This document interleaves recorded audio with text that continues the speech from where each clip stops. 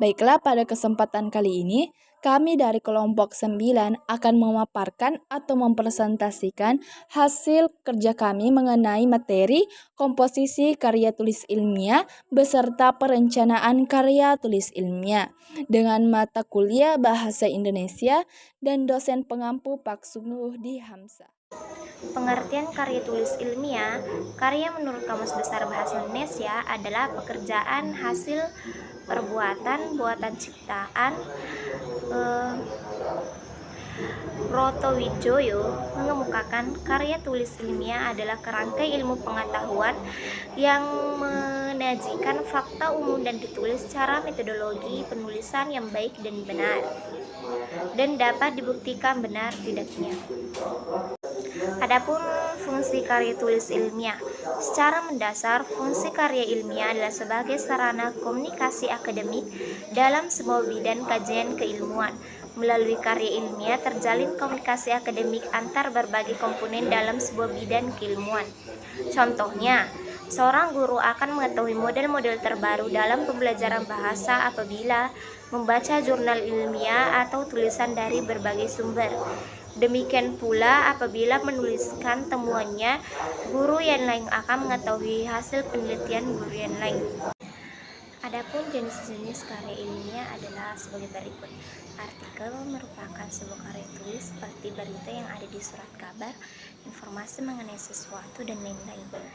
Nah, yang kedua, makalah. Makalah adalah karya ilmiah yang bersifat resmi tentang suatu pokok yang dimaksudkan untuk dibacakan di muka umum dan suatu persidangan yang sering disusun untuk diterbitkan. Nah, yang ketiga, skripsi. Skripsi adalah tugas akhir pada jenjang perkuliahan. Tugas akhir untuk mendapatkan gelar S1. Dan yang keempat, kertas kerja. Kertas kerja bisa dikatakan hampir sama dengan makalah, tapi di dalam kertas kerja cukupannya lebih komprehensif atau luas. Nah, yang kelima, tesis adalah karya ilmiah yang dibuat sebagai salah satu syarat untuk lulus pendidikan jenjang pancasarjana pada jenjang magister. Nah, yang keenam, disertasi. Disertasi itu adalah karya tulis akademik hasil dari studi atau penelitian yang mendalam yang dilakukan secara mandiri dan juga berisi sumbangan-sumbangan baru untuk perkembangan ilmu pengetahuan ataupun penemuan jawaban-jawaban baru. Komposisi karya tulis ilmiah yang dimaksud di sini ialah struktur, penempatan uraian, dan pembahasan hasil penelitian. Nah, secara umum komposisi penulisan karya ilmiah terdiri atas 3 bagian utama, yaitu bagian awal, bagian pokok atau isi, dan bagian akhir. Sistematika skripsi, tesis, dan disertasi sebagai berikut. Yang pertama, bagian awal terdiri dari sampul, judul, pernyataan keaslian, persetujuan pengesahan, kata pengantar, daftar isi, daftar tabel, daftar ilustrasi, pedoman transliterasi, dan abstrak. Nah, yang kedua, bagian pokok atau isi terdiri dari bab pendahulu, bab-bab uraian, serta bab penutup. Dan yang ketiga, bagian akhir meliputi daftar pustaka, lampiran atau appendix, dan riwayat. Nah, sistematika komposisi dari makalah disusun sebagai berikut. Yang pertama, pendahulu terdiri dari latar belakang, masalah, serta rumusan masalah berisi pernyataan pokok masalah. Adapun materi selanjutnya mengenai perencanaan karya tulis ilmiah. Kegiatan perencanaan terbagi menjadi beberapa bagian. Yang pertama, memilih topik. Topik adalah ruang lingkup masalah yang akan ditulis dalam karya ilmiah. Jika ruang lingkup masalah itu luas, penulis hendaknya membatasi diri dengan memilih sebuah aspek tertentu saja. Topik pun dipilih dengan pertimbangan kemampuan dan minat sang penulis. Adapun yang kedua yakni membatasi topik dan menetapkan judul. Topik dibatasi dengan tujuan agar penulis dapat membahas masalah yang dipilihnya secara mendalam. Dan yang ketiga, membatasi masalah. Masalah menjadi titik tolak penulisan karya tulis ilmiah. Oleh karena itu, masalah dirumuskan terlebih dahulu agar penulis memiliki arah yang jelas atas pembahasan topik yang telah dipilihnya. Keempat, mengumpulkan informasi penting yang dibutuhkan. Informasi yang penting atau relevan dengan topik dapat diperoleh dari bacaan buku. Informasi penting yang dibutuhkan yakni data, teori-teori yang dapat menjelaskan tesis, atau pernyataan yang disampaikan untuk membahas masalah. Adapun kegiatan perencanaan KTI yang terakhir yakni menyusun kerangka. Kerangka masalah disusun untuk memperoleh garis besar isi inti karya tulis ilmiah yang biasanya terdiri atas pendahuluan, pembahasan, serta penutup. Terkait tahap perencanaan karya tulis ilmiah. Untuk mendapatkan tulisan yang baik, diperlukan strategi dan langkah-langkah penulisan karya tulis ilmiah secara sistematis. Adapun langkah-langkahnya yakni terbagi menjadi 3. Yang pertama, pra-penulisan. Pra-penulisan mencakup beberapa tahap, yakni yang pertama menentukan topik atau judul, masalah, tujuan, dan kalimat tesis. Kedua, menyusun kerangka, garis besar isi dan menyempurnakannya menjadi kerangka-kerangka lengkap setelah datanya lengkap. Dan ketiga, menetapkan landasan teori. Keempat, menetapkan sumber data, baik itu primer maupun sekunder, dan cara mengumpulkannya. Dan yang kelima, menetapkan metode pembahasan. Keenam, menyusun daftar pustaka sementara. Dan yang terakhir, menjadwalkan pelaksanaan. Adapun tahap perencanaan KTI yang kedua yakni penulisan, yang terbagi menjadi 2 tahap. Yang pertama, menulis keseluruhan naskah secara konseptual yang disertai dengan kutipan atau data yang diperlukan.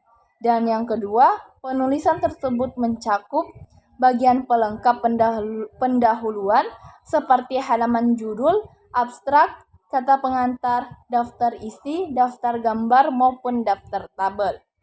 Dan bagian naskah utama terdiri dari pendahuluan, bahasa utama, dan kesimpulan serta saran. Adapun tahap terakhir dalam perencanaan KTI yakni penyuntingan atau editing, yang terdiri dari penyuntingan naskah, penyuntingan materi, serta penyuntingan bahasa. Dengan adanya tahap penyuntingan atau revisi ini, semua kesalahan dan kekurangan dapat diantisipasi dalam merencanakan sebuah karya tulis ilmiah supaya menghasilkan suatu karya tulis ilmiah yang baik dan sistematis. Adapun menjadi pembahasan terakhir dalam materi kami yakni menganalisis contoh karya tulis ilmiah. Yang ingin kami analisis yaitu sebuah makalah beserta sistematika penulisannya. Maka dari itu, simak penjelasan kami berikut ini. Ini adalah gambar keseluruhan dari sebuah makalah, dan yang ingin kami bahas terkait makalah ini mengenai sistematika penulisan dari awal hingga akhir isi makalah.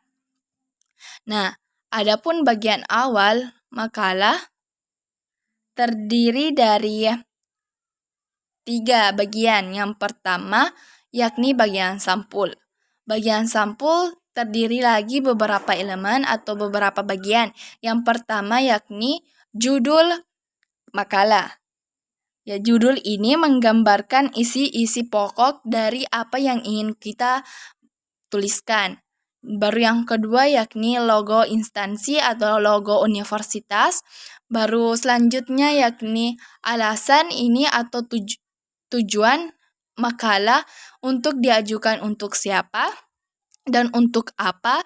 Selanjutnya nama kelompok, dosen pengampu, serta universitas atau nama instansi, serta tahun diterbitkannya atau tahun dibuatnya suatu makalah.